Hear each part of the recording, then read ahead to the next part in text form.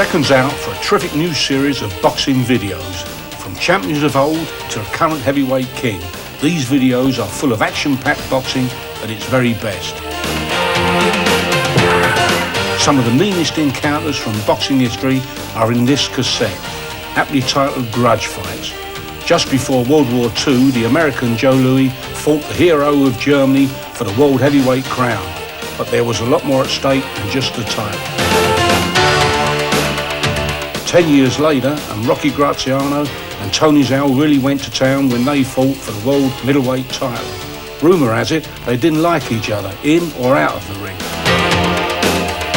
Nearer to home, and here's a punch I'll never forget. When he had recovered, Ali went on to win the world title, and he and his arch-rival Smoking Joe Frazier relived their historic fights, including the thriller in Manila. These are just a few of the tough battles featured in Grudge Fights. In two separate programs, the awesome Mike Tyson compares the style of some of the greatest boxers from past and present. And as a result, both cassettes are fascinating insights into the youngest ever world heavyweight champion. Now this is what you call boxing, what Mr. Fogg is doing. He's coming forward, he's jabbing, he's not going backwards, he's making a fight, because back in these days, if a gentleman were to run and stink the place out, he perhaps wouldn't get paid. For a closer look at some of the best fighters of all time, 5 programs are devoted to individual boxers. Here's Jack Johnson, the first black heavyweight to become world champion. This cassette follows his successful career in the ring and his controversial private life.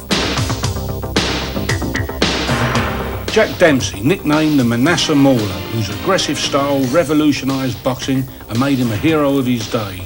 A great video of a true champion.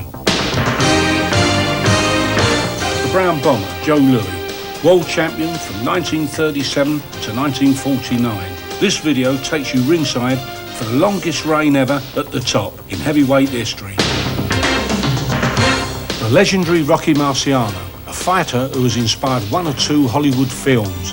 This video features the man himself and the real-life drama of a great undefeated champion.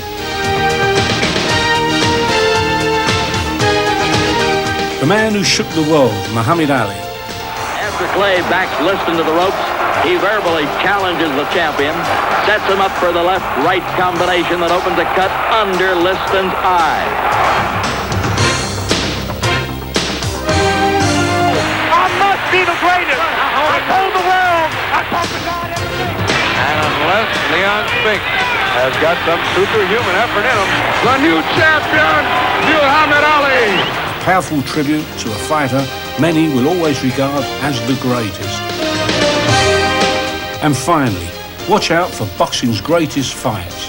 Mike Tyson takes a look at a whole bunch of nerve-shattering knockouts and devastating power punches, and a few rarely seen KOs with a difference. There it is. I'm off to get this great range of boxing videos right now. On sale now from all good video outlets.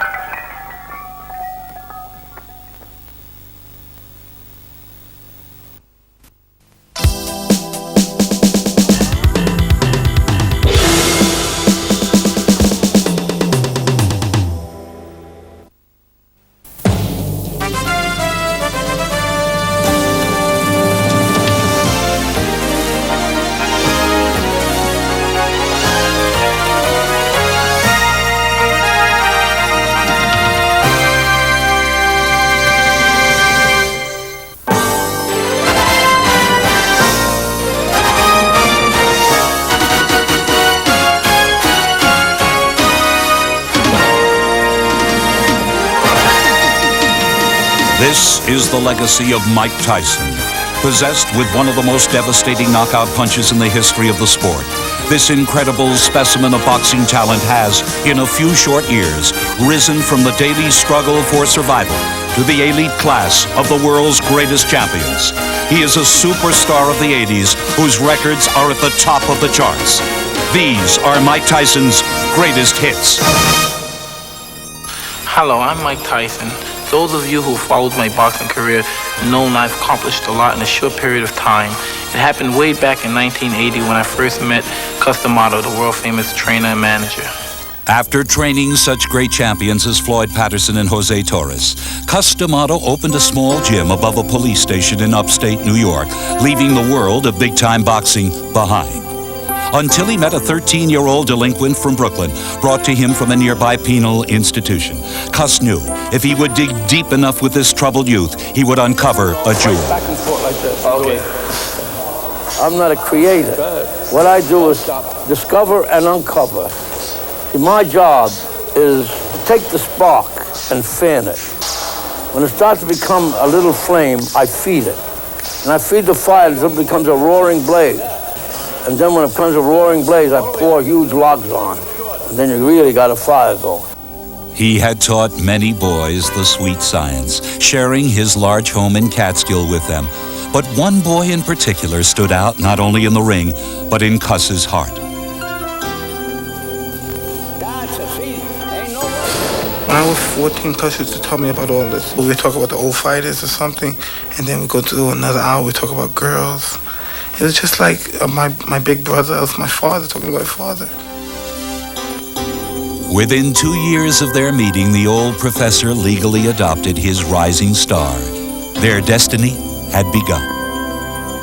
And Cus always strived. He said, you could be the champ, even at a young age. And I believed in him. I developed that kind of confidence in him. And we just made it, that was the destiny, no matter whatever happened. And he discussed times that he wasn't feeling well and he doesn't think he's going to be around. But he said, no matter what, the job must go on. Guided by the teachings of the master, Mike Tyson set about changing his life, and in time, the entire boxing world. But you aim it here and bring the same hand. When he hits here, his life will bring it down. Even if his life bring down, bang, over here. Bang, with the left hook here or here. And you get hit, bang, you get excited and your head comes up your hands. When you get hit, that's when you got to be calm. You got to be clever, you got to be smart, and not get hit. And when you're able to do this, you're a fighter. As a fighter, Tyson first entered the amateur ranks. His impact was immediately felt.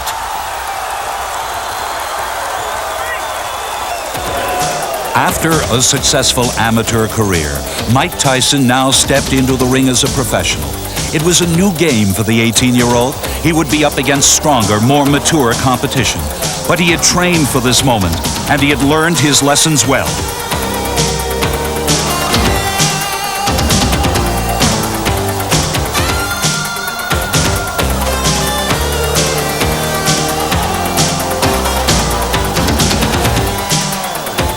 As he had been taught, he was putting on a great show. But as his reputation grew, so did his impatience for bigger stakes. The results were now all too familiar to the men who faced him.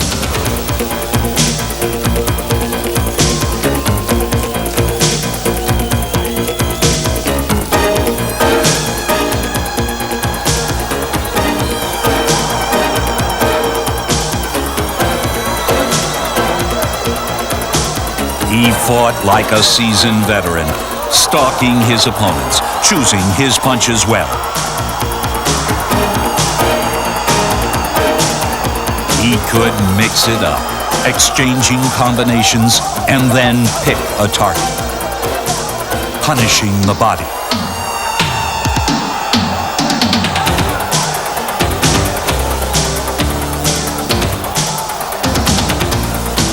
And if they made the mistake of getting up for more, launch a cannon to the head.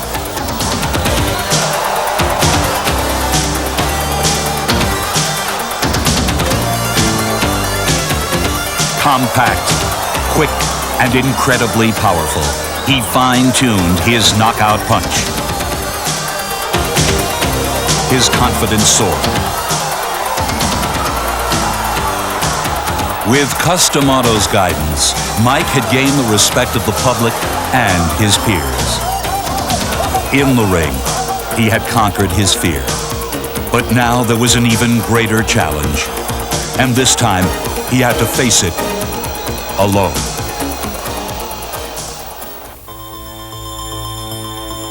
On November 4th, 1985, just 3 days after Mike Tyson knocked out his 11th straight professional opponent, Cus D'Amato died of pneumonia. Though the master was gone, his voice still echoed in the gym he called home. Your mind is not in your way. There's something distracting you. And remember, it's always good to throw the punch where you could hit him, he can't hit you. That's what the science of boxing is all about.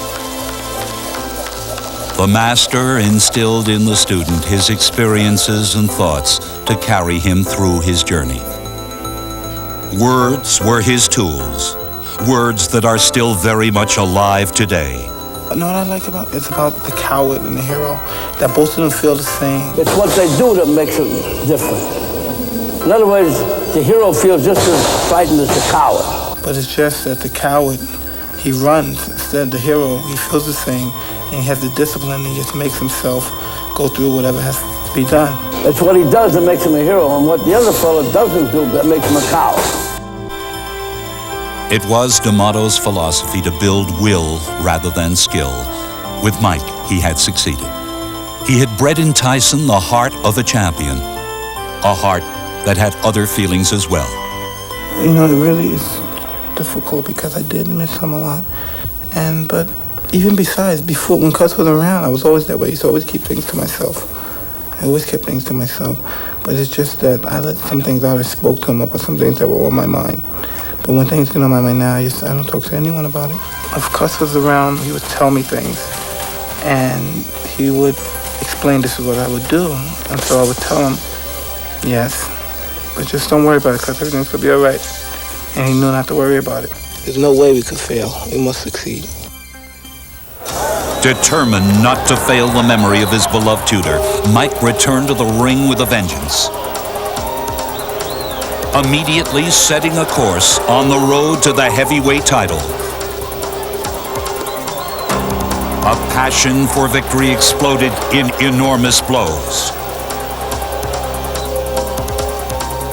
The pace accelerated as he met each new challenge head-on, steamrolling through the middle ranks of the heavyweight division, throwing some of the best punches many had ever seen.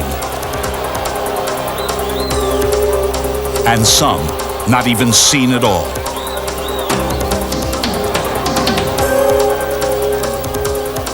During the last 10 months of 1985, in his first year as a pro, Mike Tyson had knocked out all 15 of his opponents. And with the new year, the hits just kept on coming. Even when pushed into the middle rounds of a bout, he could unleash unbelievable combinations. Now reaching the critical point in his career, there was little need for worry. Mike Tyson had been properly prepared. His new co-managers had built the foundation along with Cus D'Amato by providing lessons on all the great old fighters from their extensive boxing library. At this stage, the late Jim Jacobs and partner Bill Caton developed Mike's progress. Our chief responsibility has been, over the last year, to pick the opponents for Mike Tyson. Nothing is more important than the opponents you pick for a fighter. The strategy was set to showcase Tyson at his best. When someone sees a Mike Tyson fight, we want them to leave the arena saying, when can we go see him again? We decided the time was at hand for the marketing of Mike with a technique that had never been used before, simply because video cassettes were never really available to a manager before. We prepared cassettes of all of Mike's fights and sent those cassettes with a covering letter to the top sports writers and top television personalities throughout the country. For Mike Tyson, the value of the press has been priceless, as one of boxing's most respected writers can attest. The press plays a very big part in the sense that if a promoter or manager knows how to use the press, you get the amount of ink, the timing of the ink, in such a way that getting a title shot pays. Anybody can get a title shot if you want to pay for it. The idea is to get the title shot so it pays you. That meant generous contracts, both from network television and a long-term deal with HBO. I don't believe there's ever been a fighter who has reached this prominence this quickly in the history of boxing.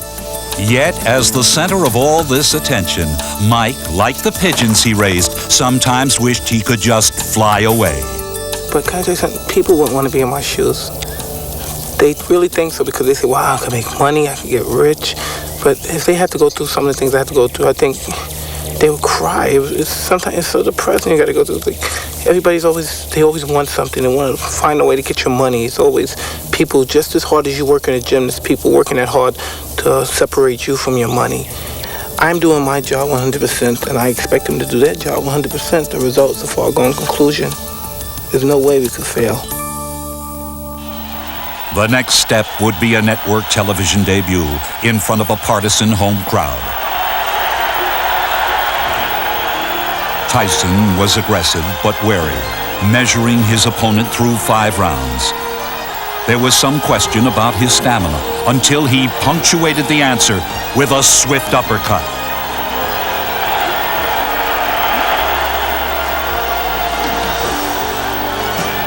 Ferguson barely held on until disqualified for staying too often in the clinch. Mike Tyson had staged an impressive first effort for a rapidly growing number of fans. Nationally recognized as a legitimate title contender, this gladiator proudly displayed his trademark: black trunks, no socks, no robe. Now he would meet boxing's best, fighters with broad experience who knew how to neutralize his attack. Tyson worked with his other skills, patiently waiting for his moment.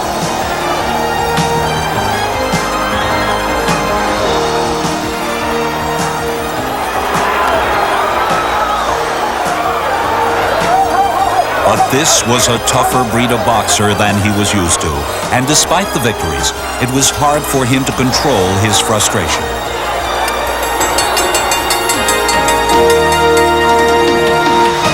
Now, when he entered the ring, his opponents already had the book on Mike Tyson.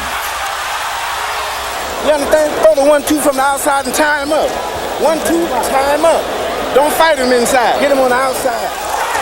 Green just trying to tie Tyson up, and a couple of good shots by Mitch Green. His best rally of the fight right here. Look here. No. He's caught Tyson 4 or 5 times, and Tyson for the first time seems a little bit puzzled. Well, he's smiling. Tyson is smiling, but see, Green has those fast hands. Tyson said one time, he said, I understand anatomy.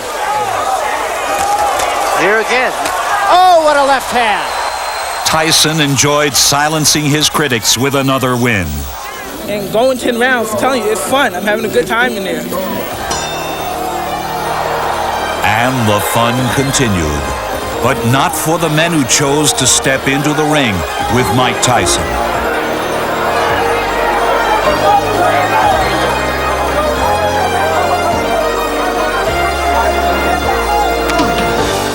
Theirs was a different fate, one that came all too swiftly.